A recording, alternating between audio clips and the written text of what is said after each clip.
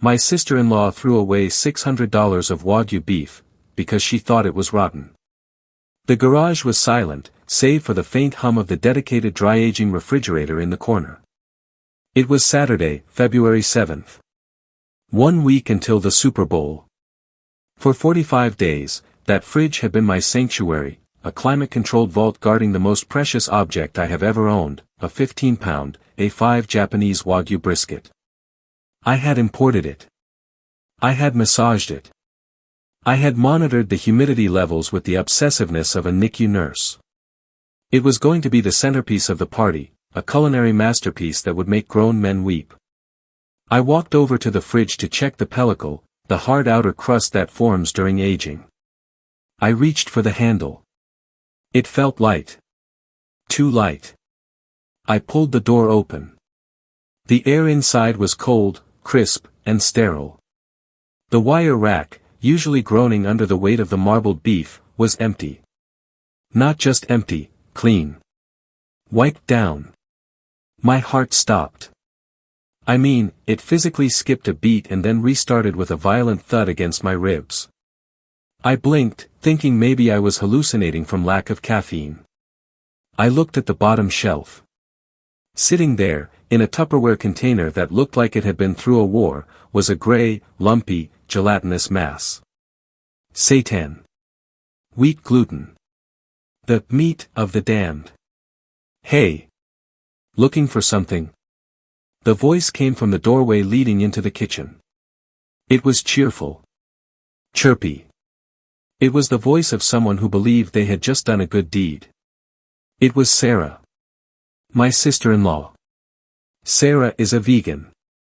Not a quiet vegan who eats salad and lets you live your life. She is a militant, evangelical vegan who refers to milk as cow pus and thinks honey is slavery. She had come over early to help my wife, Emily, clean the house for the party next week. I turned slowly. My hands were shaking. Sarah, I whispered. Where is the brisket? The what? She walked into the garage, wiping her hands on a rag. She was wearing my apron. Oh. That big, rotting hunk of flesh. I tossed it. The world tilted on its axis. You tossed it? Yeah. She beamed, leaning against the workbench. I opened the fridge to put my kombucha in, and the smell, ugh. It was all crusty and black on the outside. Clearly spoiled. Honestly, Mark, you shouldn't keep meat that long. It's a health hazard. I did you a favor. A favor, I repeated. I felt the heat rising in my neck, a prickly, radioactive sensation that started at my collarbone and crawled up behind my ears. Sarah. That wasn't rot. That was pellicle. It was dry aging. That piece of meat cost $600. $600. She laughed. It was a dismissive, airy sound. For dead animal. That's obscene. Well, consider it a lesson.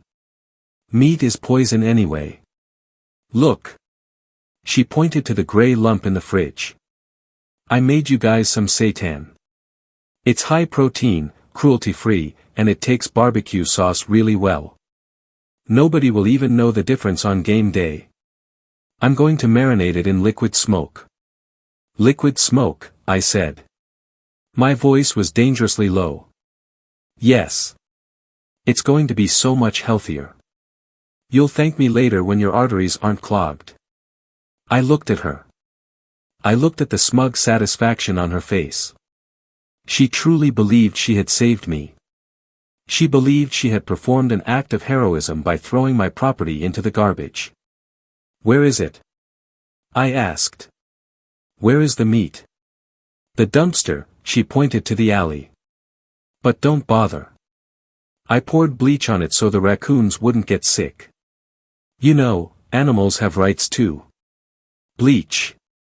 She had poured bleach on A5 Wagyu. I closed the fridge door. I didn't slam it. I closed it with a gentle, terrifying finality. Get out, I said. Excuse me. Sarah's smile faltered. Get out of my garage. Get out of my house. Mark, you're overreacting, she huffed, crossing her arms. It was spoiled. I saved you from food poisoning. And honestly, you shouldn't be eating that garbage anyway. The environmental impact alone.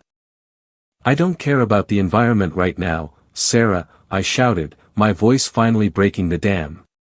I care about the $600 you just threw in the trash. I care about the 45 days of work. Get out.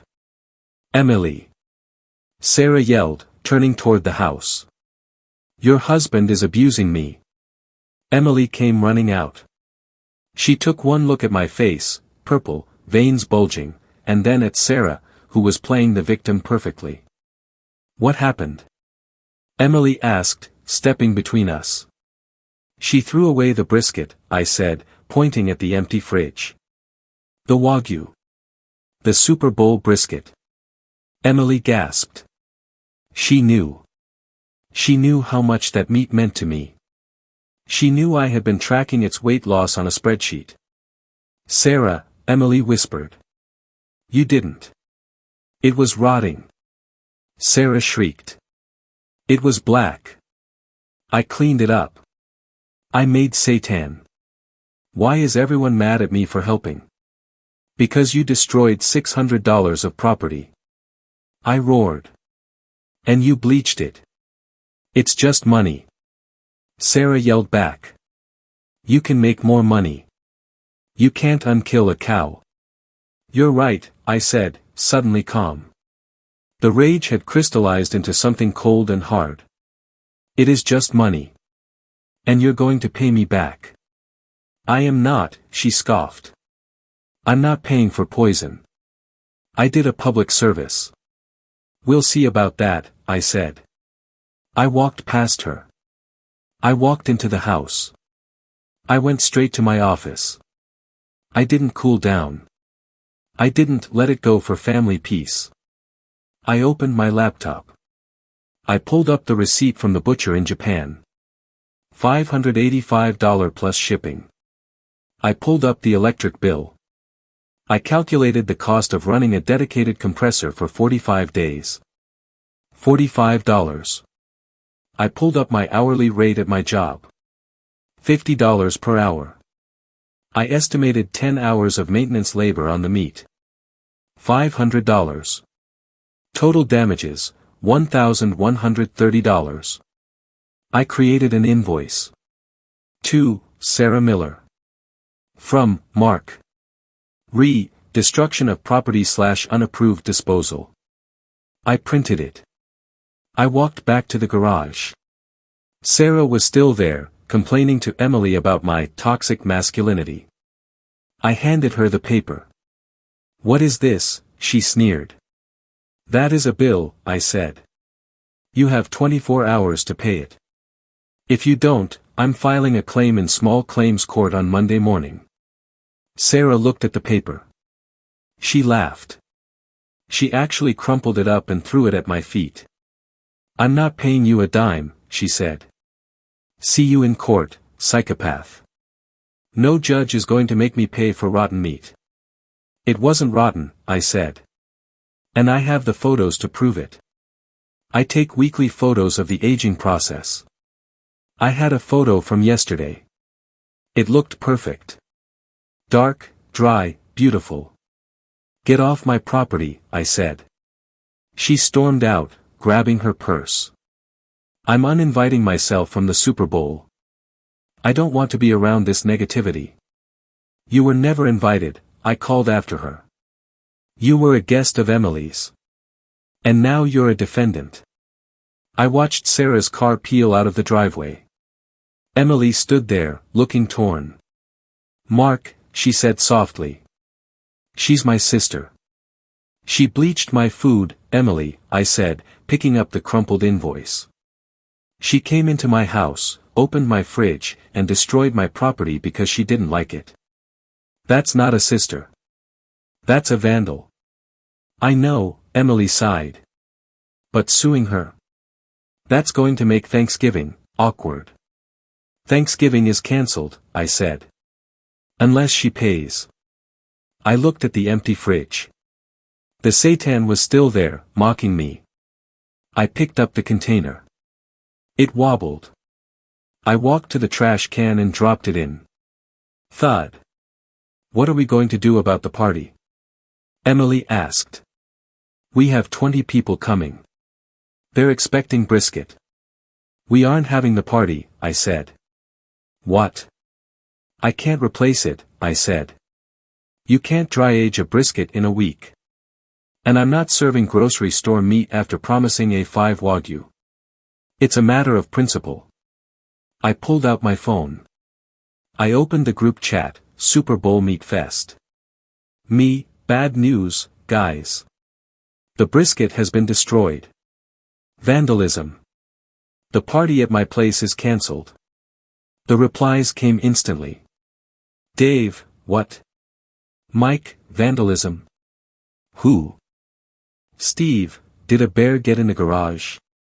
Me, a vegan got in the garage. Sarah threw it away and bleached it. Dave, Sarah. Your sister-in-law. Mike, that is a hate crime. Steve, sue her. Me, already on it. But we need a new venue.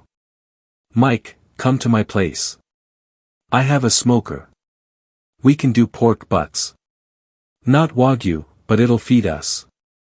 Me, done. And just so everyone knows. Sarah and her husband are not invited. I hit send. I spent the rest of the weekend stewing. Sarah's husband, Greg, a nice guy who unfortunately married a hurricane, called me on Sunday. Mark, he said, sounding tired. Look, she's passionate. She thinks she did the right thing. Can we just drop it? I'll give you $100 for the meat. It was $600, Greg, I said. And $45 in electricity. And my time. I can't pay that, Greg sighed. We're saving for a house. She doesn't work, Mark. You know that. Then maybe she shouldn't destroy expensive things, I said. Tell her to sell her juicer. Or her yoga retreat tickets. I don't care. I want my money. She won't pay, Greg said. She says it's a matter of ethics. Then I'll see you in court. Monday morning. I went to the county courthouse. I filled out the paperwork. Plaintiff, Mark. Defendant, Sarah Miller. Amount, $1,130. The clerk stamped it. Thump. I hired a process server. I wanted it done right. I wanted a stranger to hand her the papers at her yoga studio. 2 days later, I got the confirmation. Served. Sarah called me immediately. She was screaming so loud I had to hold the phone away from my ear. You actually did it, she shrieked. You're suing family. Mom is going to kill you. Mom likes my brisket, I said calmly. And Mom knows you're crazy. See you on the 24th. The Super Bowl happened. We went to Mike's. It was fun. We ate pulled pork. Everyone roasted Sarah. It was cathartic.